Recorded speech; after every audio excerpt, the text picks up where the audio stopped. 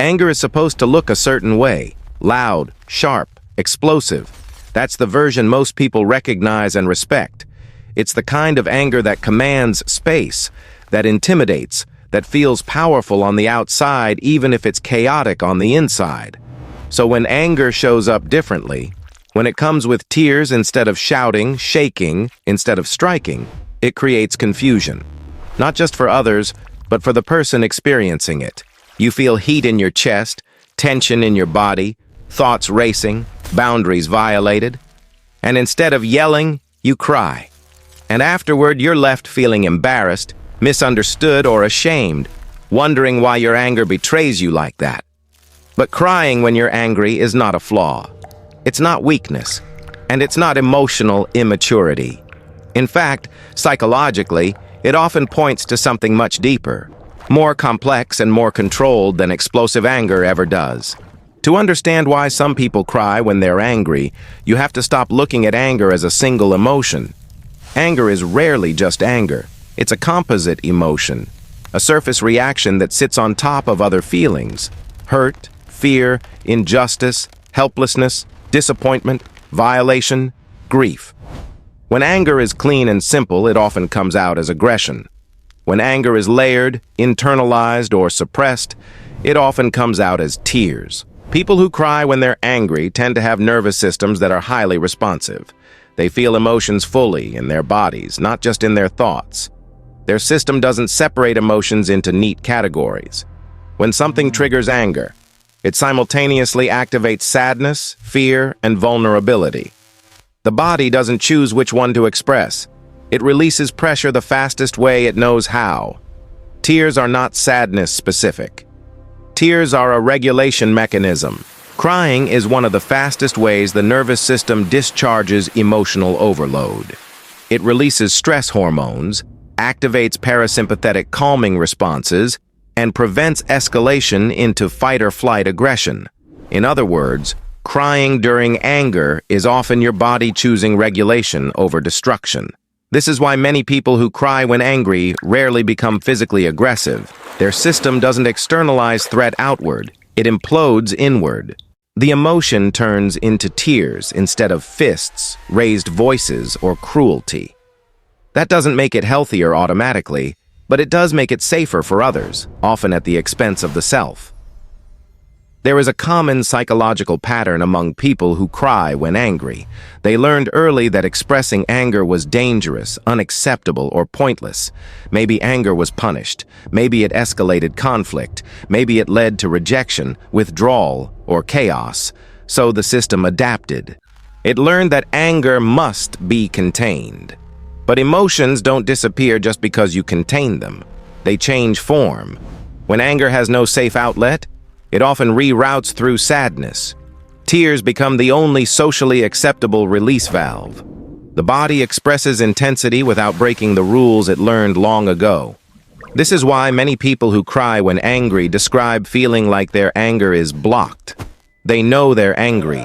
They can feel it clearly. But the moment they try to express it, their throat tightens, their eyes burn, and the words collapse into tears. That's not emotional confusion.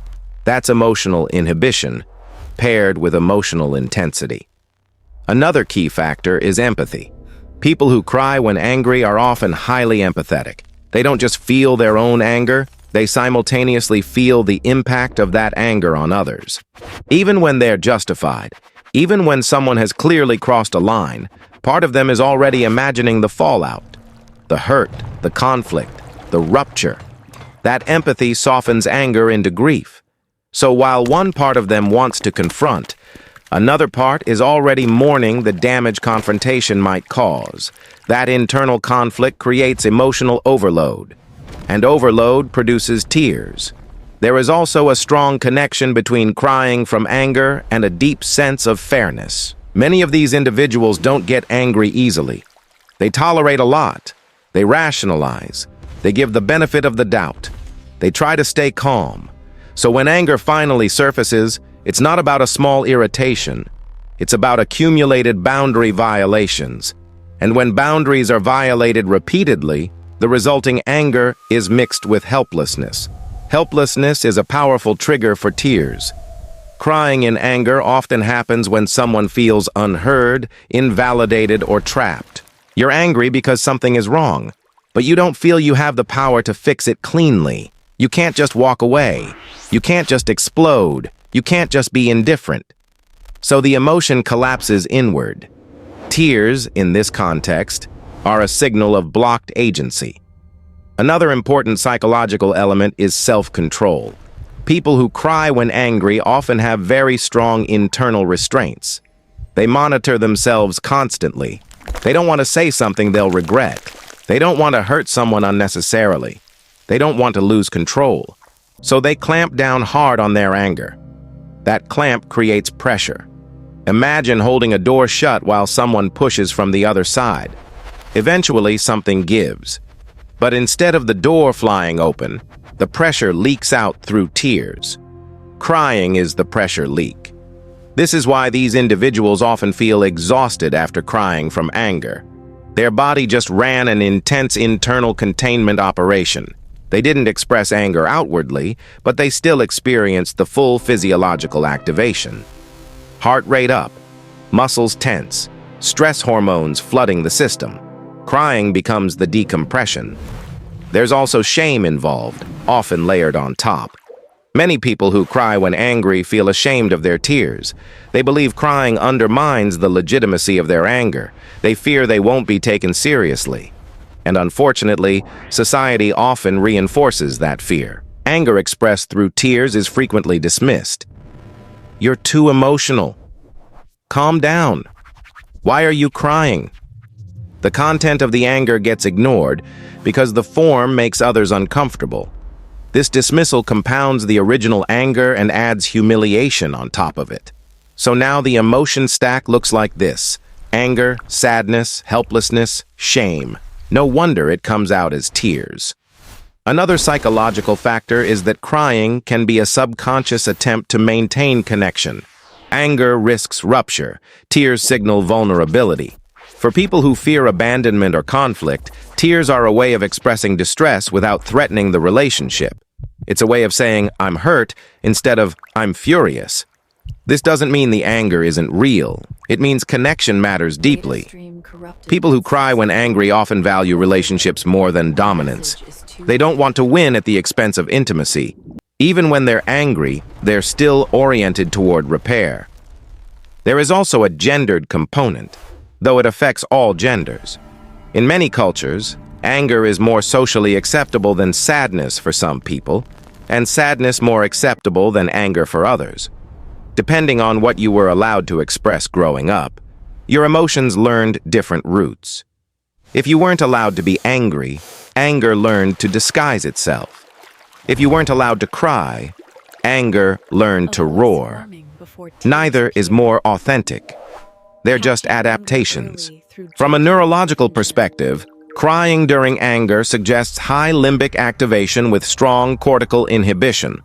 In simpler terms, the emotional centers are highly active, while the control centers are simultaneously working overtime to prevent impulsive behavior. That tug-of-war creates tears. This also explains why people who cry when angry are often articulate after the crying stops. Once the pressure releases, clarity returns. They can explain exactly what upset them. The tears weren't confusion, they were congestion.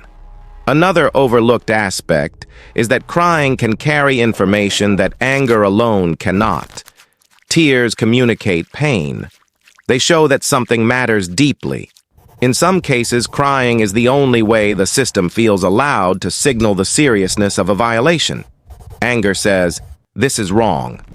Tears say, "This hurt me." Both are important. But when tears dominate, anger doesn't get its full expression, and that can lead to long-term issues if not understood. People who cry when angry often internalize anger over time. Because they don't express it cleanly, it accumulates. This can lead to chronic resentment, emotional numbness, or sudden emotional collapses that feel disproportionate.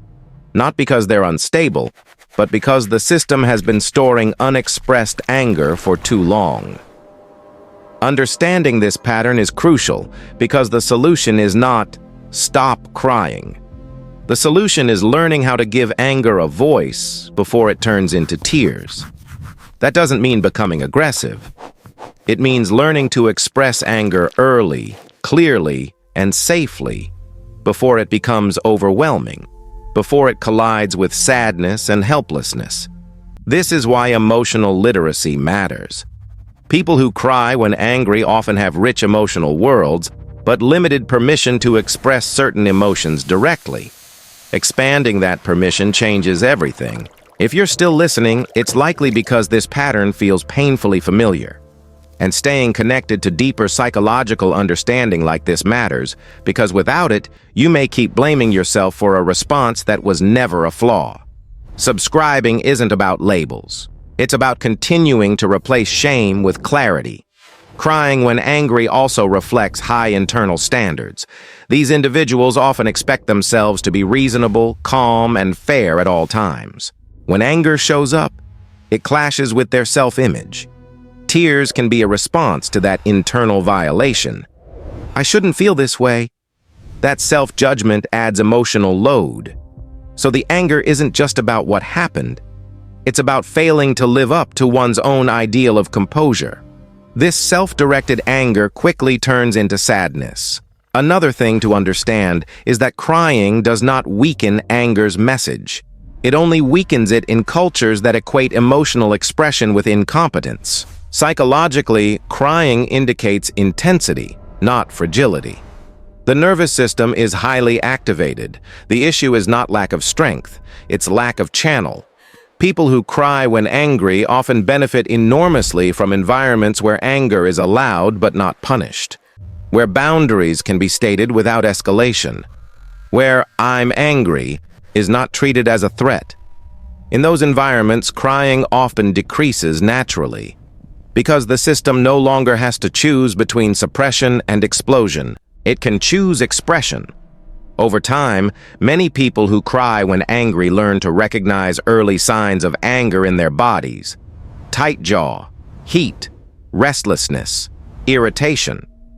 When they address those signals early, with words, the tears don't come. Not because they're suppressed, but because they're no longer needed. Tears were never the problem. They were the signal that anger arrived too late. Understanding the psychology behind crying when angry reframes the entire experience. It's not emotional weakness. It's emotional intensity, combined with restraint, empathy, and inhibition. It's what happens when a system that cares deeply tries to protect itself and others at the same time. And once you see that, the shame starts to dissolve. You don't cry because you can't handle anger. You cry because you've been handling it alone for too long. And that realization changes how you relate to yourself. Not as someone who is too sensitive, but as someone whose emotions are strong, layered, and deeply human. Another layer that explains why some people cry when they are angry is the relationship they have with power. Anger is fundamentally a power emotion. It arises when a boundary is crossed, a value is violated, or a sense of agency is threatened. For people who feel comfortable asserting power outwardly, anger moves forward. It confronts, it challenges, it pushes back. But for people whose relationship with power has been complicated, anger doesn't move forward easily. It collapses inward. Many people who cry when angry grew up in environments where power was unevenly distributed. Maybe authority figures were unpredictable. Maybe expressing anger led to punishment, ridicule, or escalation. Maybe anger simply didn't change anything. Over time, the nervous system learns that outward anger is ineffective or dangerous, so it redirects the energy somewhere else. Tears are not powerless. They are just inward-facing. This is why crying from anger often comes with a feeling of being small, even when the emotion itself is large. The anger is there, fully formed, but it has nowhere to go. The body experiences intensity without release. Crying becomes the only available outlet. Another crucial factor is internalized responsibility. People who cry when angry often take responsibility for maintaining emotional equilibrium in a space. They feel responsible for keeping things calm, fair, and stable. Even when they are wronged, part of them is already managing the emotional consequences for everyone involved. This internal responsibility creates a split. One part of the self is furious. Another part is already cleaning up the mess that anger might cause. That split generates enormous tension. Tears are the tension escaping. This also explains why people who cry when angry often feel misunderstood afterward. Others may focus on the tears and miss the anger entirely. "Why are you so upset?" becomes the response instead of, "What happened to you?" The original boundary violation gets lost. The person feels unseen twice, first in the violation, then in the expression of it. That double invisibility hurts deeply. Over time, this can teach people that expressing anger leads not only to conflict, but also to invalidation. So they learn to preempt that by containing anger even more tightly, which, paradoxically, makes the crying more intense when it finally breaks through. There is also a strong connection between crying from anger and perfectionism. Many people who experience this pattern hold themselves to extremely high emotional standards. They believe they should be rational, controlled, composed, and fair at all times. Anger threatens that self-concept. When anger appears, it's not just an emotion, it feels like a personal failure. That self-judgment adds fuel to the emotional fire.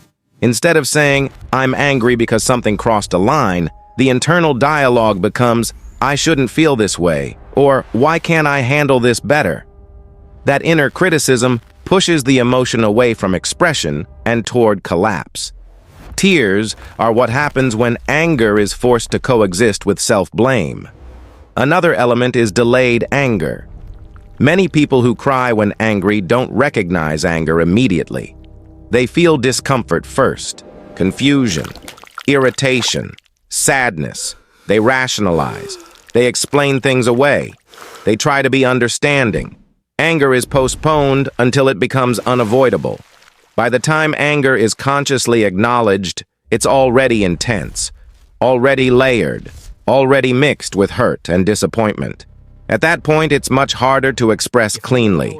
Crying often happens because anger arrived too late to be simple. This delay is not accidental. It's learned. People who cry when angry often learn that anger should be a last resort. Something you only feel when all other explanations fail. That restraint looks mature on the surface, but it comes at a cost. Anger that is delayed becomes overwhelming. Anger that is expressed early stays manageable. Another psychological pattern worth understanding is emotional congruence.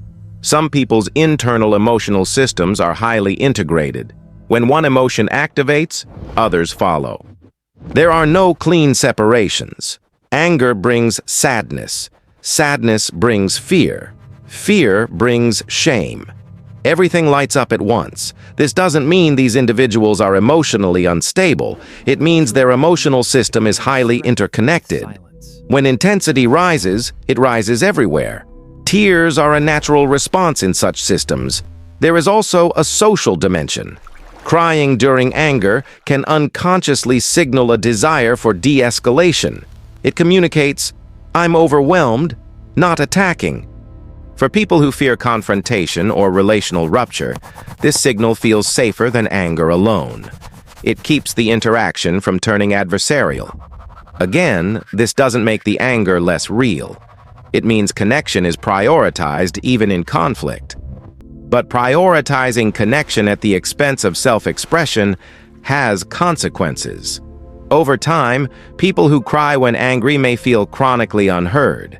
They may feel that their needs are secondary, that their boundaries are negotiable, that their anger is inconvenient. This can lead to resentment that feels confusing because it doesn't match their self-image as reasonable, caring people. Resentment builds quietly, then leaks through tears. Another important point is that crying during anger does not mean you lack assertiveness. Many people who cry when angry are assertive in other areas of life. They make decisions, they lead, They take responsibility. The issue is not global assertiveness. It's emotional assertiveness. Emotional assertiveness requires permission to feel anger, to name it, to tolerate its discomfort, and to express it without immediately soothing others or oneself. Many people were never taught this skill, so the body compensates. Crying becomes the body's way of saying something is wrong when the mouth doesn't know how to say it yet. Understanding this is liberating because it shifts the focus from what's wrong with me to what skill did I never get to learn. Skills can be learned. Flaws feel permanent. Another reason crying appears during anger is because of emotional exhaustion. When you've been holding things together for too long, anger arrives as the breaking point. The tears are not just about the current situation. They're about everything you've been carrying. This is why people sometimes cry over small things when angry. The trigger is small. The load behind it is not. The tears are proportional to the load, not the trigger. This pattern is common in people who are emotionally responsible for others, who suppress their own needs, or who operate in environments where emotional expression is discouraged. Crying becomes the system's last resort when regulation resources are depleted. Another misunderstood aspect is that crying does not prevent anger from being valid. You can cry and still be right. You can cry and still deserve boundaries. You can cry and still require change. The problem is not crying. The problem is that crying often distracts from the message. When others fixate on the tears, they avoid the content, and that avoidance reinforces the internal belief that expressing anger is ineffective. So the cycle continues. Breaking that cycle does not require suppressing tears. It requires learning to separate expression from overload. People who cry when angry often benefit from learning to name anger earlier, when it's still mild. Saying things like, "I'm starting to feel frustrated," or "that didn't sit right with me," before the emotion peaks. This gives anger a voice before it needs tears to be heard. It also helps rewire the nervous system's association between anger and danger. But even without strategies, understanding alone can reduce shame. When you realize that crying during anger is a predictable outcome of emotional intensity plus restraint, you stop treating it as a personal defect. You stop fighting yourself. And fighting yourself is often what escalates the emotion in the first place. There is also a cultural issue here. Many cultures equate emotional control with strength, but control without expression becomes suppression. Suppression doesn't remove emotion, it displaces it. Tears are one of the most common displacement routes. People who cry when angry are often emotionally disciplined. They have strong inhibitory control. They don't lash out. They don't break things. They don't harm others. The cost of that discipline is internal. That discipline deserves respect, not ridicule. The long-term risk, however, is that unexpressed anger turns inward. It can show up as anxiety, depression, self-criticism, or emotional numbness. Crying is actually one of the healthier outcomes compared to those. Tears are movement. Stagnation is not. Understanding the psychology of crying when angry also helps reframe relationships. If you've been on the receiving end of someone's angry tears, you may have felt confused or defensive. Understanding that those tears are not manipulation, but regulation, changes how you respond. It invites curiosity instead of dismissal. And if you are the one who cries, understanding that your system is choosing safety over harm can soften self-judgment. You are not weak. You are regulated under pressure, even if it doesn't feel that way. Ultimately, crying when angry reveals a nervous system that is intense, empathetic, restrained, and overloaded. It reveals someone who cares deeply, feels strongly, and has learned to survive without causing damage. The goal is not to eliminate tears. The goal is to give anger enough space that tears don't have to carry it alone. When anger is allowed to be named, respected, and expressed early, it doesn't need to overwhelm the system. It doesn't need to collapse into sadness. It doesn't need to hide behind tears. And when that happens, something shifts. Anger becomes clarity instead of chaos. Boundaries become possible. Self-respect grows. You don't cry because you're incapable of anger. You cry because you've been containing it with extraordinary effort. And once you understand that, the narrative changes. Not, why am I like this, but what have I been carrying?